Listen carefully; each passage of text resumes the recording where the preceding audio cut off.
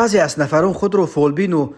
مشکل کشا معرفی نموده مردم فریبی را برای خود یک وسیله روزگذرانی قرار دادند. کارمندان شعبه وزارت کارهای داخله در نویه شهر توز ضمن یک عملیات معین نمودند که شهروند اسیمو و گلبهار سال تولدش 1972 استقامت کننده دهه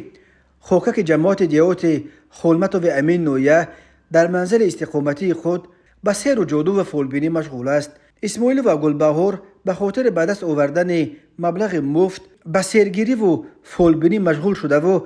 با استفاده از هر گونه اشیا از قبیل شم و رشته و کرید و قلف گویا به درد شهروندان دوام میبخشد. وابسته به حالت مذکور نسبت شهروند اسیمو و گلبهار برای مشغول شدن به سیر و جادو و فولبینی با ماده 482 قسم 1 کودکس حقوق ویرانکنی مأموری جمهوری تاجیکستان پروتکل مأموری ترتیب داده شد.